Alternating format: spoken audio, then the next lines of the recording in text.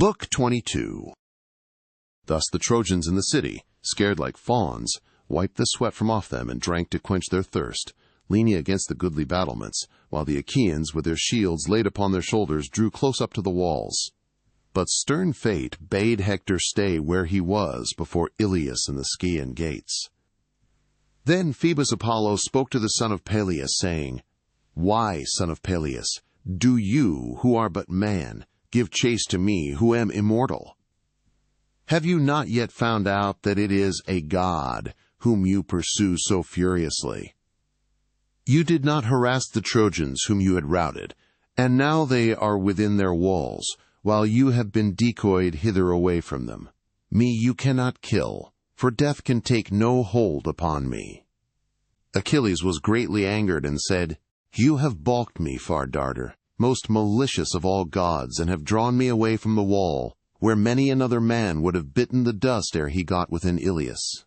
You have robbed me of great glory, and have saved the Trojans at no risk to yourself, for you have nothing to fear. But I would indeed have my revenge, if it were in my power to do so." On this, with fell intent he made towards the city, and as the winning horse in a chariot race strains every nerve when he is flying over the plain, even so fast and furiously did the limbs of Achilles bear him onwards. King Priam was first to note him as he scoured the plain, all radiant as the star which men call Orion's hound, and whose beams blaze forth in time of harvest more brilliantly than those of any other that shines by night. Brightest of them all though he be, he yet bodes ill for mortals, for he brings fire and fever in his train. Even so did Achilles, armor gleam on his breast as he sped onwards. Priam raised a cry and beat his head with his hands as he lifted them up and shouted out to his dear son, imploring him to return. But Hector still stayed before the gates, for his heart was set upon doing battle with Achilles. The old man reached out his arms towards him and bade him for pity's sake come within the walls. "Hector," he cried, "my son, stay not to face this man alone and unsupported, or you will meet death at the hands of the son of Peleus, for he is mightier than you, monster that he is. Would indeed that the gods loved him no better than I do, for so dogs and vultures would soon devour him, as he lay stretched on earth, and a load of grief would be lifted from my heart, for many a brave son has he reft from me, either by killing them or selling them away in the islands that are beyond the sea. Even now I miss 2 sons from among the Trojans who have thronged within the city, Lycaon and Polydorus, whom Laothoe Pyrrhus among women bore me.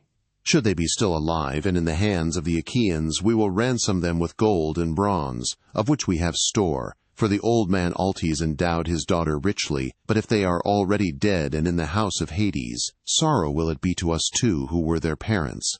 Albeit the grief of others will be more short-lived, unless you too perish at the hands of Achilles.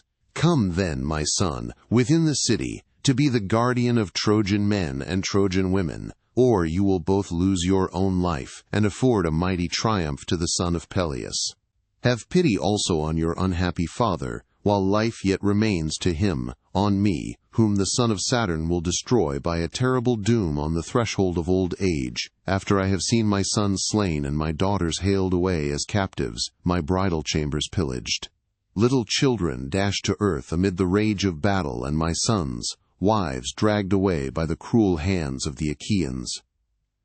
In the end, fierce hounds will tear me in pieces at my own gates, after someone has beaten the life out of my body, with sword or spear hounds, that I myself reared and fed at my own table to guard my gates, but who will yet lap my blood, and then lie all distraught at my doors. When a young man falls by the sword in battle, he may lie where he is, and there is nothing unseemly.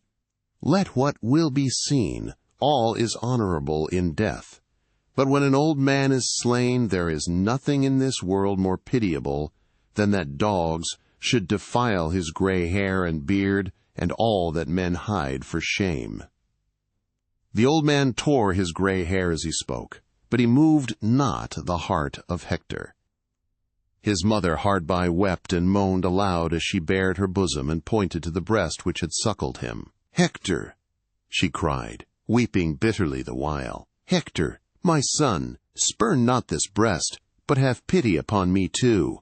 If I have ever given you comfort from my own bosom, think on it now, dear son, and come within the wall to protect us from this man. Stand not without to meet him. Should the wretch kill you, neither I nor your richly dowered wife shall ever weep, dear offshoot of myself, over the bed on which you lie, for dogs will devour you at the ships of the Achaeans."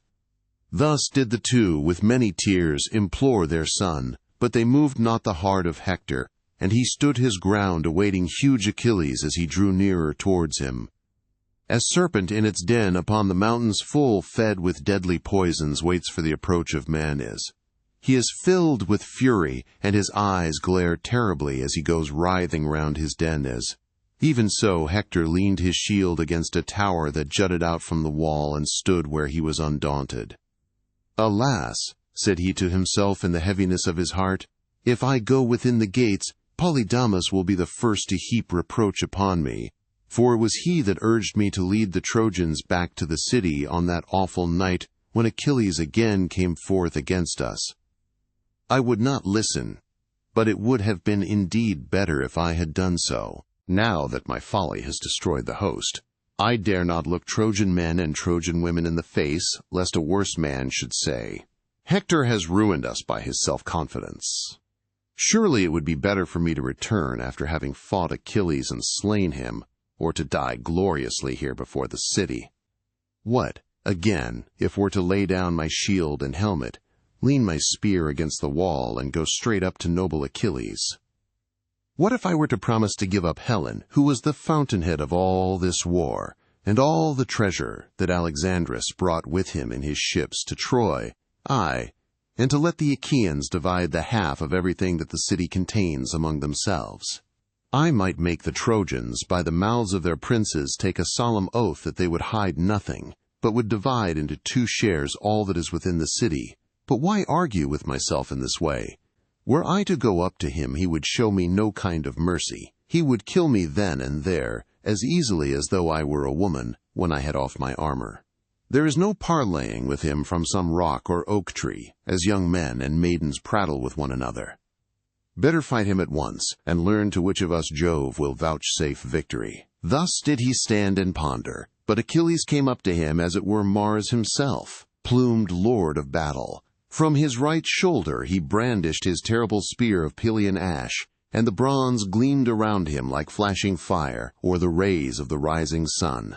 Fear fell upon Hector as he beheld him, and he dared not stay longer where he was, but fled in dismay from before the gates, while Achilles darted after him at his utmost speed. As a mountain falcon, swiftest of all birds, swoops down upon some cowering dove, the dove flies before him, but the falcon, with a shrill scream, follows close after, resolved to have her. Even so did Achilles make straight for Hector with all his might, while Hector fled under the Trojan wall as fast as his limbs could take him. On they flew along the wagon road that ran hard by under the wall, past the lookout station, and past the weather-beaten wild fig tree, till they came to 2 fair springs which feed the river Scamander. One of these 2 springs is warm, and steam rises from it as smoke from a burning fire, but the other, even in summer, is as cold as hail or snow, or the ice that forms on water. Here, hard by the springs, are the goodly washing troughs of stone, where in the time of peace, before the coming of the Achaeans, the wives and fair daughters of the Trojans used to wash their clothes. Past these did they fly, the one in front, and the other giving behind him. Good was the man that fled, but better far was he that followed after, and swiftly indeed did they run, for the prize was no mere beast for sacrifice or bullock's hide, as it might be for a common foot race, but they ran for the life of Hector, as horses in a chariot race speed round the turning posts when they are running for some great prize, a tripod or woman, at the games in honor of some dead hero. So did these 2 run full speed 3 times round the city of Priam.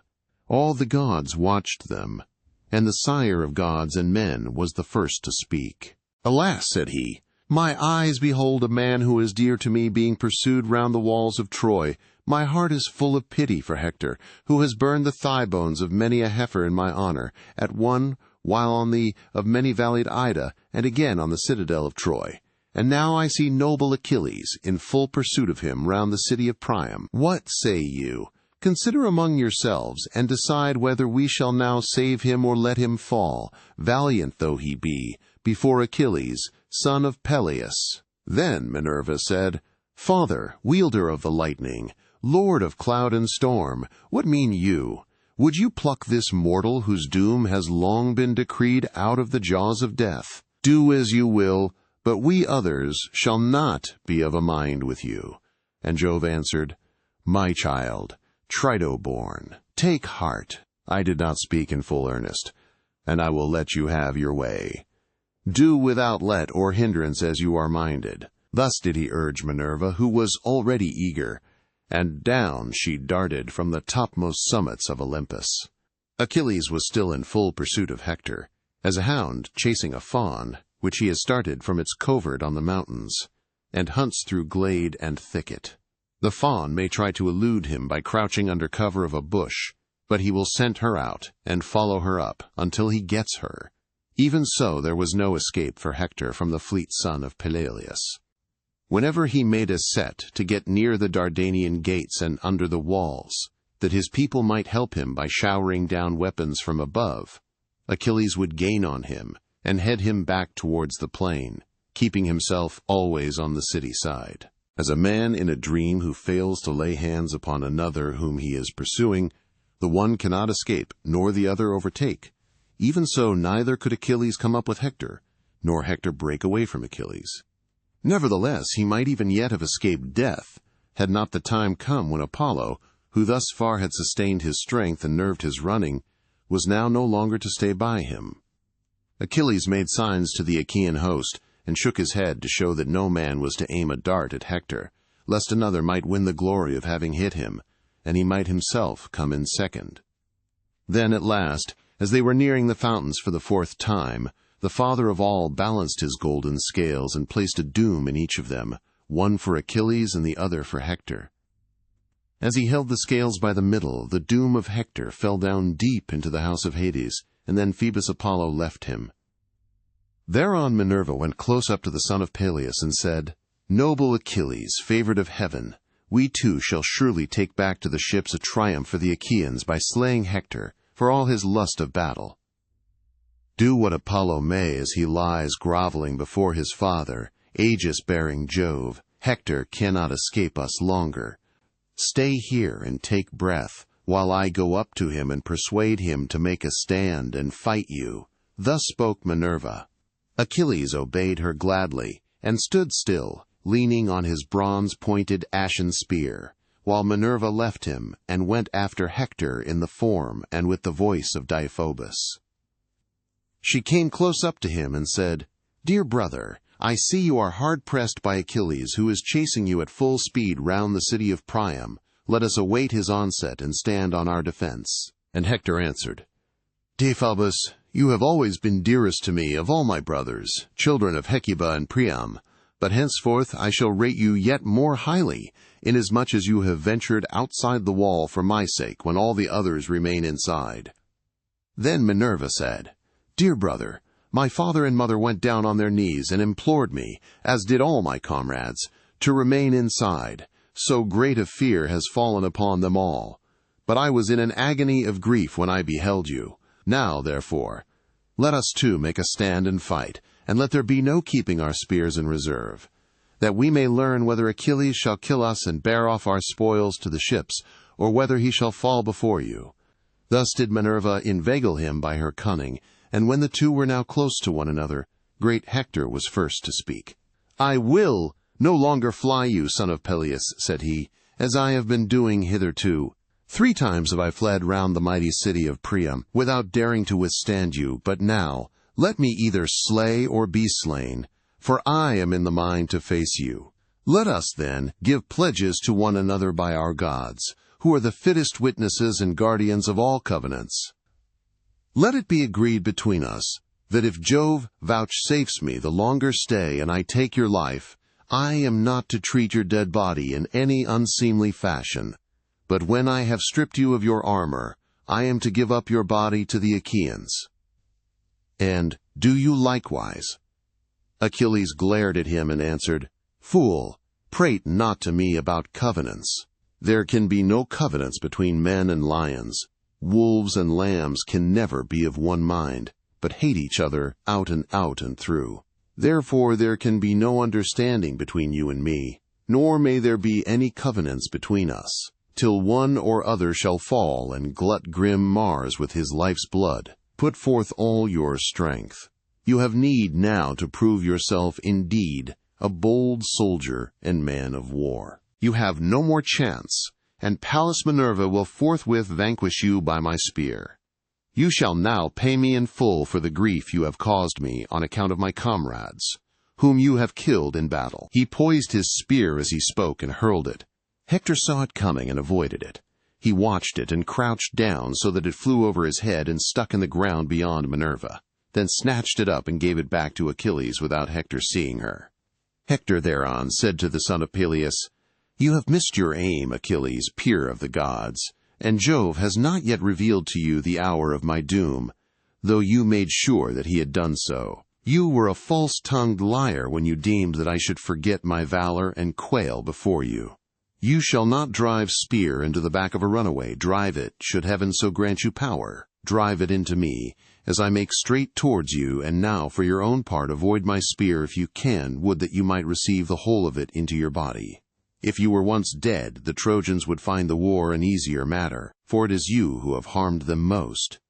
He poised his spear as he spoke and hurled it. His aim was true, for he hit the middle of Achilles' shield, but the spear rebounded from it and did not pierce it. Hector was angry when he saw that the weapon had sped from his hand in vain, and stood there in dismay, for he had no second spear. With a loud cry he called Deiphobus and asked him for one, but there was no man. Then he saw the truth and said to himself, "Alas, the gods have lured me on to my destruction. I deemed that the hero Deiphobus was by my side, but he is within the wall, and Minerva has inveigled me. Death is now indeed exceedingly near at hand, and there is no way out of it, for so Jove and his son Apollo the far darter have willed it, though heretofore they have been ever ready to protect me. My doom has come upon me. Let me not then die ingloriously and without a struggle, but let me first do some great thing that shall be told among men hereafter." As he spoke, he drew the keen blade that hung so great and strong by his side, and gathering himself together, he sprang on Achilles like a soaring eagle which swoops down from the clouds onto some lamb or timid hare. Even so did Hector brandish his sword and spring upon Achilles. Achilles, mad with rage, darted towards him, with his wondrous shield before his breast, and his gleaming helmet made with 4 layers of metal, nodding fiercely forward. The thick tresses of gold W1, which Vulcan had crested the helmet, floated round it, and as the evening star that shines brighter than all others through the stillness of night, even such was the gleam of the spear which Achilles poised in his right hand, fraught with the death of noble Hector.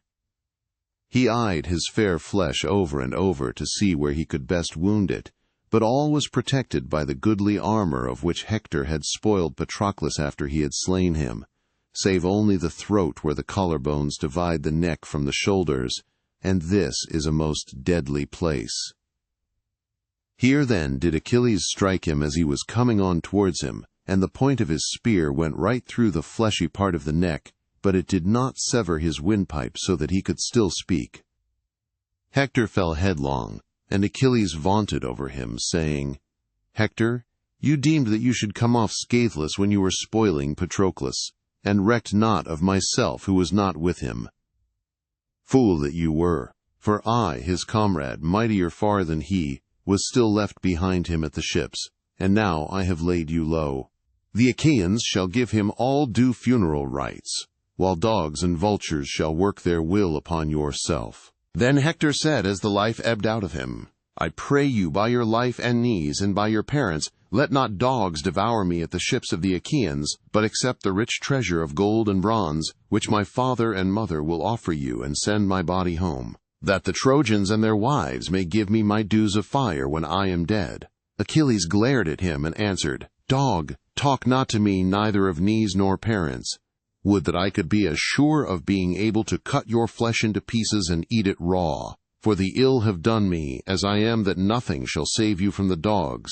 It shall not be, though they bring 10 or 20-fold ransom, and weigh it out for me on the spot, with promise of yet more hereafter. Though Priam son of Dardanus should bid them offer me your weight in gold, even so your mother shall never lay you out and make lament over the son she bore, but dogs and vultures shall eat you utterly up. Hector with his dying breath then said, I know you what you are, and was sure that I should not move you, for your heart is hard as iron.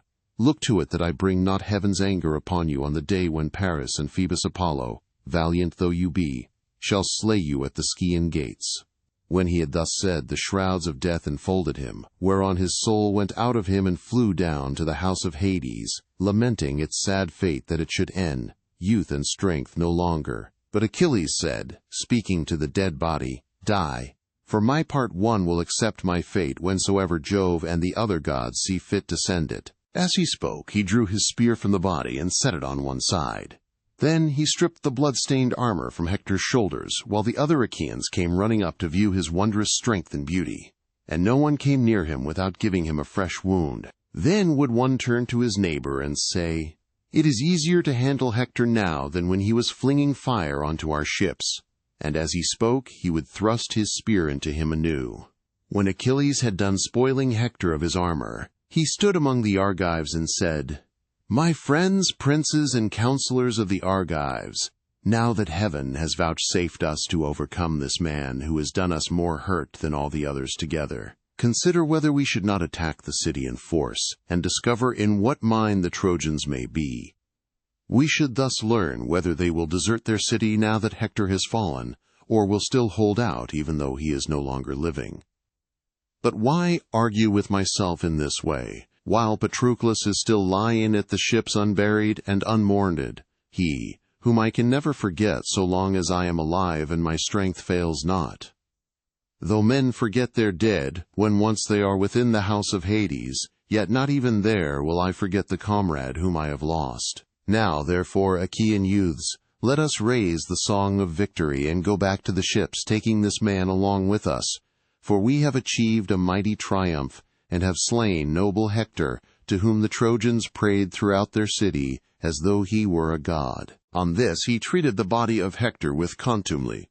He pierced the sinews at the back of both his feet from heel to ankle, and passed thongs of oxhide through the slits he had made. Thus he made the body fast to his chariot, letting the head trail upon the ground. Then, when he had put the goodly armor on the chariot and had himself mounted, he lashed his horses on, and they flew forward nothing loath. The dust rose from Hector as he was being dragged along. His dark hair flew all abroad, and his head once so comely was laid low on earth, for Jove had now delivered him into the hands of his foes to do him outrage in his own land. Thus was the head of Hector being dishonored in the dust. His mother tore her hair and flung her veil from her with a loud cry as she looked upon her son. His father made piteous moan, and throughout the city the people fell to weeping and wailing. It was as though the whole of frowning Ilias was being smirched with fire.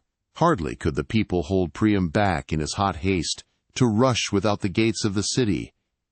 He groveled in the mire and besought them, calling each one of them by his name. Let be, my friends, he cried, and for all your sorrow suffer me to go single-handed to the ships of the Achaeans. Let me beseech this cruel and terrible man, if maybe he will respect the feeling of his fellow men, and have compassion on my old age.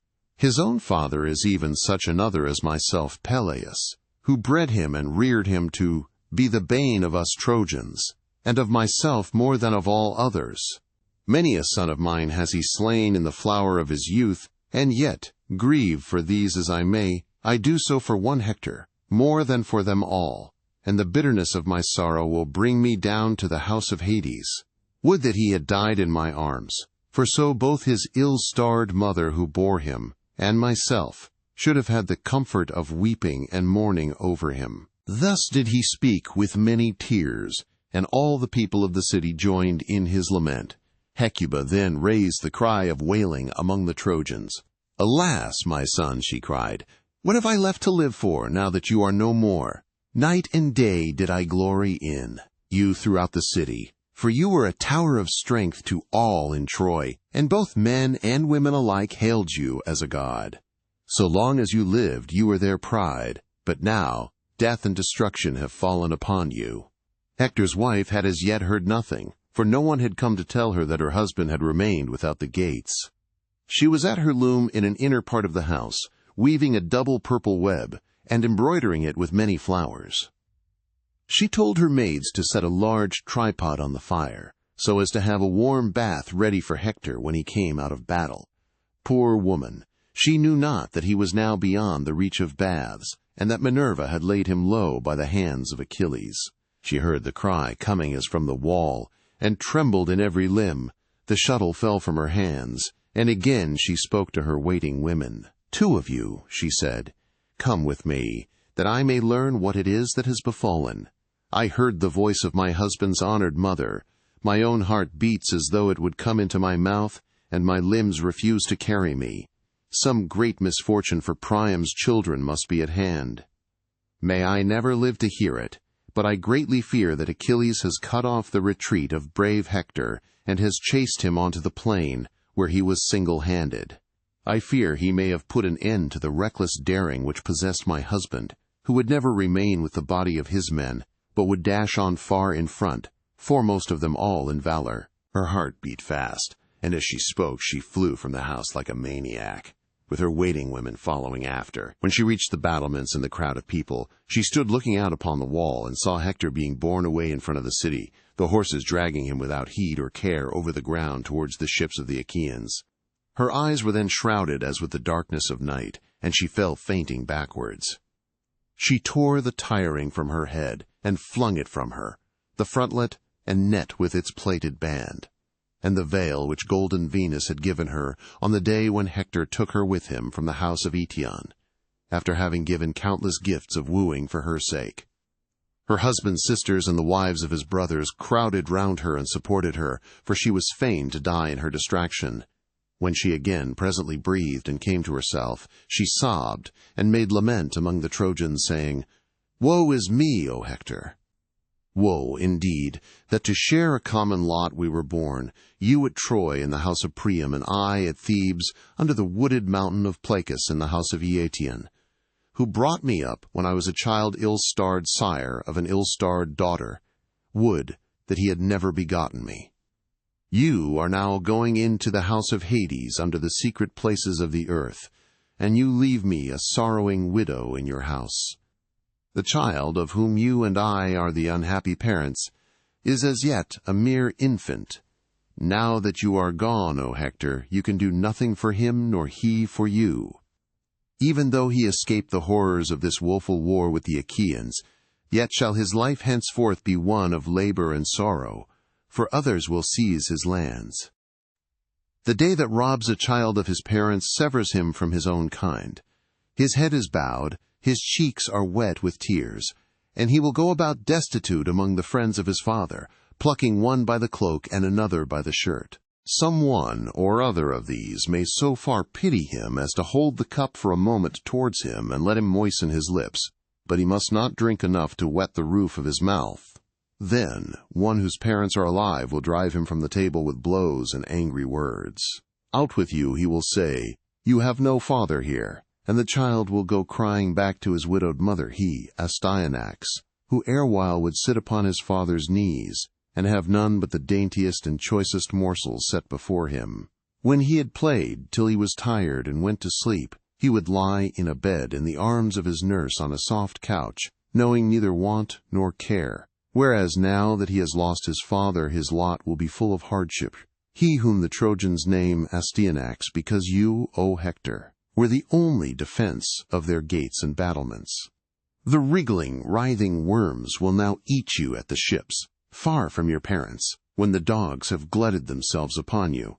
You will lie naked, although in your house you have fine and goodly raiment made by hands of women. This will I now burn. It is of no use to you, for you can never again wear it, and thus you will have respect shown you by the Trojans, both men and women. In such wise did she cry aloud amid her tears, and the women joined in her lament.